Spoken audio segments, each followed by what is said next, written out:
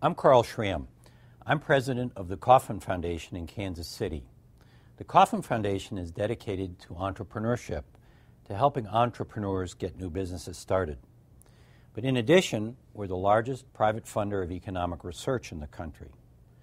Now, why this is important is, as you all know, the American economy is in a dead stop.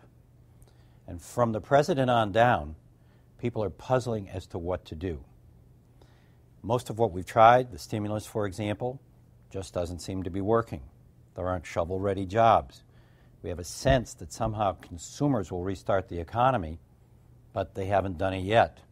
And in fact, as we talk today, it looks as if around the world, particularly in Europe, we're watching other countries fall further into slow growth or no growth.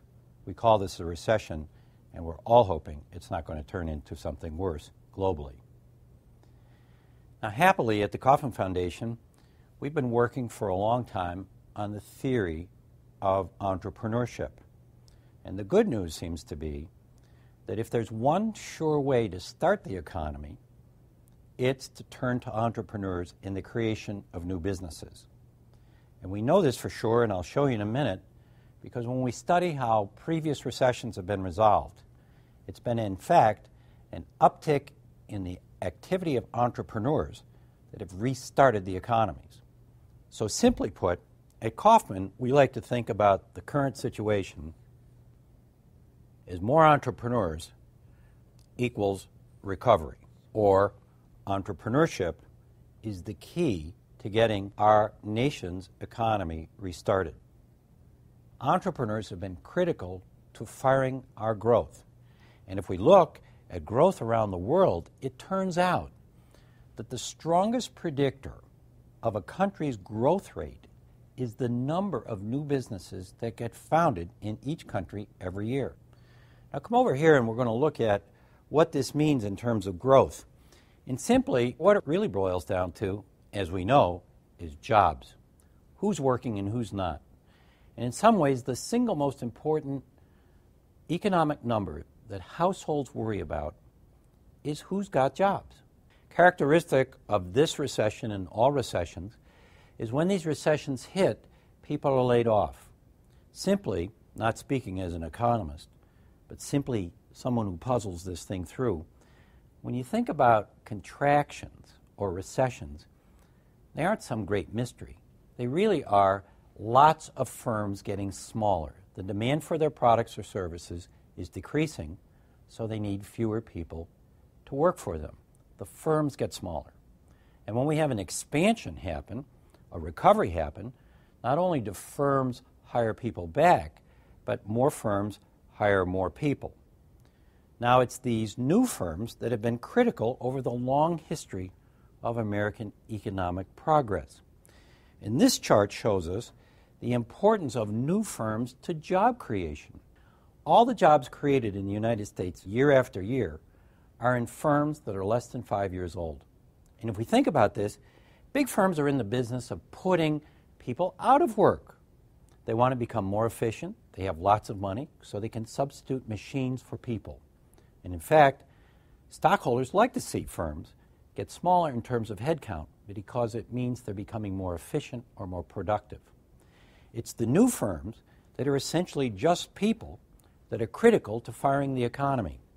And if we look at this long period of time from 1977 to the last year for which we have data, which is 2005, we see consistently that it is the green bars, these are the new firms adding new jobs. And when you have an expansion, not only to new firms, the green bars go up, but also the existing firms hire people back. Now, when we go into recessions, you can see that we, in fact, become losers of jobs. And these jobs are largely lost from big firms. See how small the blue lines are? But see, the startup firms, these green lines, continue to be high. And in fact, as they remain high, as the new firms keep hiring people, in fact, we restart the economy. And if you want to see something that's really marvelous here, look at how consistent that green set of bars is throughout this whole very long period of 2 decades plus in terms of job creation in the United States. These are the firms, less than 5 years old, that are creating and adding new jobs. And without them, look where our job creation would be. There's something very, very interesting, something that most economists know nothing about, in terms of why new firms are important to job creation. New firms largely don't pay attention to the ups and downs of the business cycle. In fact, if we look at the creation of new firms, it's relatively steady through time. It's actually one of the most extraordinary idiosyncrasies in all of economics, that new firms, largely driven by entrepreneurs, who are largely driven by new ideas, seem to be impervious to business cycles. Ideas just keep tumbling in. And if we think about new firms as the incarnation or the concrete formation of new ideas, they're pretty consistent through time. And in fact, we follow over this very long period, 30 or 40 years, our new firms in the United States consistently create at least 3 million new jobs every year. This is very critical because the United States economy is different from most other economies in the world.